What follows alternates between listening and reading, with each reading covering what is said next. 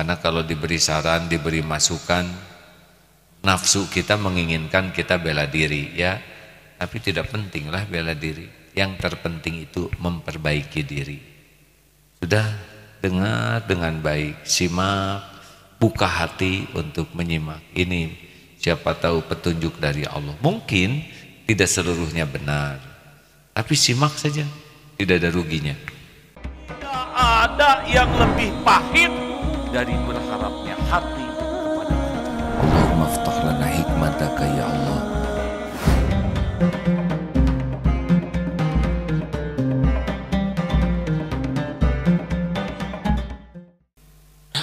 Sahabat-sahabat sekalian,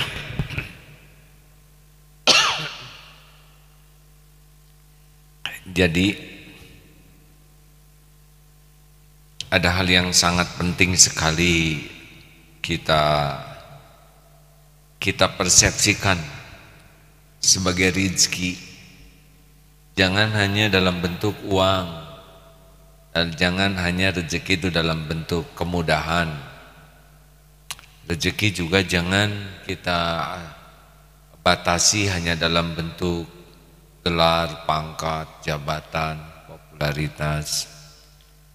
Tapi ada rezeki bentuk lain yang jarang kita anggap rezeki sehingga jarang disyukuri, yaitu dalam bentuk koreksi, saran, koreksi atau kritik yang paling tajam sekalipun.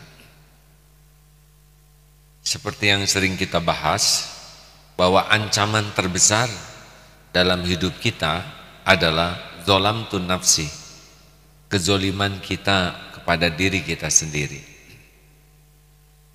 Kita tahu bahwa semua perbuatan akan kembali kepada pembuatnya. In ahsantum li anfusikum wa in asatum falaha. Jika engkau berbuat baik, kebaikan itu kembali kepada dirimu, dan jika engkau berbuat buruk, maka keburukan itu kembali padamu. Jadi yang mencelakakan diri kita, yang membuat kita gelisah, sengsara, terbelit kesulitan tiada akhir, yang membuat kita su'ul khotimah, auzubillah, yang membuat seseorang su'ul khotimah, auzubillah, tersiksa di kubur, kemudian nauzubillah menjadi ahli neraka, itu pasti adalah perbuatannya sendiri. Sayangnya nih, kita tidak menganggap sebagai karunia Allah kalau ada masukan, saran, nasihat, kritik, koreksi. Padahal kita minimal 17 kali sehari meminta kepada Allah, ihdinas siratal mustaqim. Ya Allah, tunjukkan kepada kami jalan yang lurus. Dan Allah sangat mengetahui kekurangan kita, kesalahan kita, kesesatan kita. Allah tahu persis, tidak ada yang tersembunyi bagi Allah. Pikiran kita, hati kita, perilaku kita disaksikan setiap saat. Allah sangat tahu apa yang salah yang kita lakukan, apa yang harus kita perbaiki. Dan Allah juga mendengar kita meminta petunjuknya, walaupun jarang khusyuk. Dan Allah Maha mengabulkan. Mengabulkannya itu tidak harus sesuai dengan yang kita inginkan. Memang enak sekali kalau ada orang yang memberikan masukan kepada kita dengan cara yang sangat baik, dengan bahasa yang baik, dengan nada yang baik. Kita tidak terpojok, tidak terpermalukan, tidak merasa direndahkan. Tapi banyak hal pada diri kita, dosa, kesalahan yang kita kalau tobatnya juga kurang maksimal untuk menggugurkan dosa, sehingga tidak usah heran kalau datang kritik koreksi itu dalam bentuk yang sepertinya menyakitkan. Satu sisi kita dapat koreksinya, sisi yang lain yang tidak enaknya bisa menggugurkan dosa dan menambah pahala sabar. Jadi sekarang mari kita perbaiki persepsi ancaman. Jangan sibuk memikirkan ancaman dari yang lain. Benar, syariatnya ada ancaman dari makhluk lain. Tetapi kita celaka karena perbuatan kita sendiri. Nauzubillah, ya misal kita dirugikan orang, ditipu, dianiaya orang. Tapi kita benar, kita sesungguhnya tidak rugi. Yang pasti rugi adalah yang menganiaya. Kita tidak rugi, karena pada saat kita dizolimi, kalau kita benar, maka kita berguguran dosa, melimpah pahala, terangkat derajat, dan kalaupun meninggal bisa husnul khotimah, jadi syuhada. Tapi kalau kita yang zolim, kita pasti rugi. Mengapa kita sulit sekali menikmati kritik, saran, koreksi ini? Pertama, ya karena kita sombong. Jadi orang yang takabur itu dari kabaro, besar, merasa dirinya besar, merasa dirinya lebih dari yang lain. Makanya orang yang takabur, yang sombong tuh cirinya dua, batorul haq wa gomtun nas, mendustakan kebenaran dan menganggap remeh orang lain. Jadi orang-orang sombong tuh kebenaran itu adalah dirinya. Sulit karena dia sudah merasa paling baik, paling benar, maka dia tidak mau belajar agama karena dia sudah merasa dirinya sudah benar dan tidak suka kepada agama karena ya banyak kebenaran di sana. Agama adalah kebenaran, dia tidak suka. Dia tidak akan mau dengar pengajian karena pengajian itu banyak membahas kebenaran. Dia juga tidak suka berkumpul dengan para ulama yang soleh, ulama yang mengamalkan ilmu karena suka dinasehati. Nah ini dia tidak suka, ya, dia tidak mau mendapatkan input kebenaran. Dia juga bukunya tidak akan baca buku, tidak baca Quran, tidak baca hadis. Walaupun miskin bisa sombong hadirin, karena dia tidak suka kebenaran. Itu kebenaran yang mutlak dari Allah. Sedangkan kebenaran-kebenaran lainnya adalah dalam bentuk koreksi, saran, nasihat, kritik. Orang sombong kalau dikritik tuh pasti sibuk bela diri dan menyerang orang yang mengkritiknya. Jangan mikir orang lain lah, diri sendiri lah. Kalau kita sombong, ya gejalanya adalah kalau kita sedang sombong, kalau ada yang memberi masukan, gak enak aja hati kita tuh. Kemudian kita cari cara ngeles. Artinya cari cara supaya orang yang mengkritik ini berhenti. Kemudian sesedikit mungkin, karena kita merasa terganggu. Kalau kita dikritik tuh merasa direndahkan, diremehkan. Kesombongan kita tuh membuat kita tidak nyaman.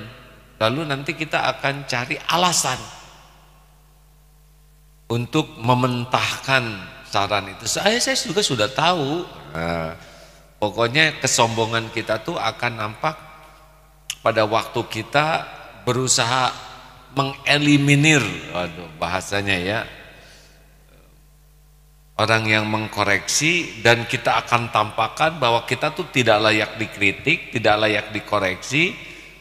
Minimal dengan ya saya juga sudah tahu, nanti cari 1001 alasan bahwa kita tuh tidak sesuai dengan kritiknya, kita tuh sudah tahu, kita sudah mengerjakannya, dan nanti kalau sudah tidak tahan, nah mulai kita berbalik, kamu juga, nah mulai kita serang lagi orang yang mengkritik kita, Dan kalau bisa, wah kita libas. Ini jelas kebodohan, bertubi-tubi ya. Kita yang minta kepada Allah agar diberikan petunjuk, Allah gerakan orang yang ngasih petunjuk, malah kita tidak suka, kita sibuk bela diri, kita malah sibuk menyalahkan dan menyerang. Ini bodoh. Seperti, aduh saya tuh pengen diobati, terus datang dokter, oh Pak, Bapak itu jangan terlalu banyak makan lemak. Kata siapa saya makan lemak? Bapak juga harus banyak istirahat. Saudara tidak tahu ya, tidur saya tuh nyenyak tahu. Aneh. Dia ingin sembuh, minta diberikan petunjuk supaya sembuh. Ketika datang dokter yang memberitahu sibuk bela diri. Mungkin Bapak ini kebanyakan makan ini Pak, emping. Bapak tahu dari mana saya makan emping? Mungkin Bapak yang makan emping. Ini kan liar hadirin, kalau ada pasien kayak gini namanya pasror, pasien error. Ini tidak boleh terjadi kita seperti ini. Memang nafsu kita tuh maunya kita tuh dihargai, dihormati, dipuji, dikagumi, pokoknya maunya kita tuh diangkat-angkat, itu nafsu. Tapi yang kita perlukan bukan itu. Yang kita perlukan adalah apapun dari siapapun yang membuat kita bisa jadi lebih baik. Misal duduk begini, di bawah ada ular, kita tidak tahu. Di depan ada yang lihat, itu ular, ular, bahaya, itu enak. Jangan ditiru ini ya, pakai dong matanya, ular tuh di bawah mau matu. Kebetulan di samping ini ada kayu, mukul kasti, mana yang kita pukul? Ular atau yang ngasih tahu? Banyaknya mukul yang ngasih tahu, ngomong lu kan begitu. Makanya dia ditelan ular. Ada juga gini, pertama pukul dulu ularnya, terus mukul yang ngasih tahu, salah. Harusnya berterima kasih. Daripada kita mikirin siapa dia, lebih baik kita pikir apa yang disampaikannya.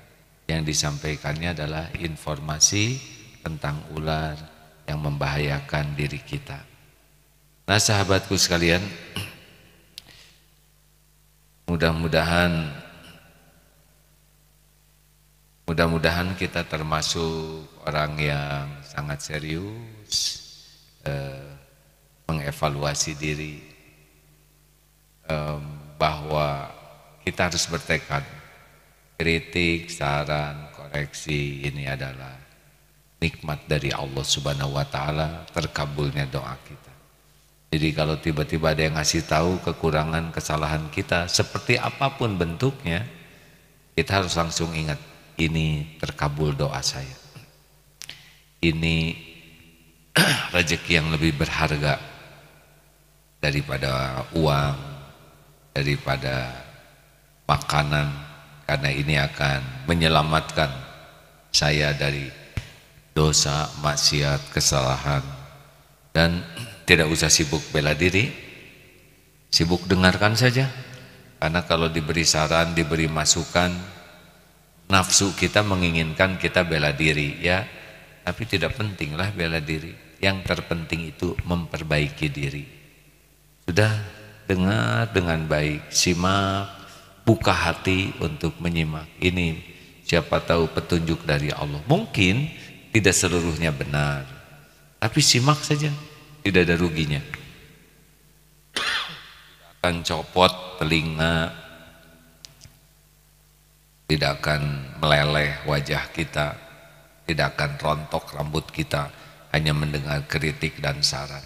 Yang membuat batin kita menderita itu adalah kesombongan kita saja. Yang membuat kita merasa tersakiti itu ketakaburan diri kita, ujub diri kita. Dah dengar aja, dengar baik-baik dengan sopan, simak. Mungkin ya ada cara yang gak enak yang kita dengar, seperti memojokkan atau nyepet atau gimana. Ya udah, anggap ini sebagai kafarah. Ya kayak disuntik lah. Disuntik itu kan ditusuk jarum, tapi dah ini demi kesehatan, ya terima. Atau diurut tuh pada waktu kaki kita keseleo, aduh sakit itu, tapi kita terima karena ini demi kesehatan. Jadi walaupun kata-katanya menyakitkan, ya kita terima sebagai karunia Allah, penggugur dosa kita, penembus kesalahan kita, latihan kita untuk bisa lebih baik. Dengar saja dengan bijaksana, jangan terburu-buru menjawab, jangan bela diri, disimak baik ya. Jadi jangan lihat orangnya seperti tadi yang nunjukkan itu ular, pakai dong matanya. Lebih baik informasinya yang kita simak ya. Karena kalau kita lihat orangnya, dia masih muda tahu apa, dia udah tua banyak dosa, dia siapa? Udah lewat.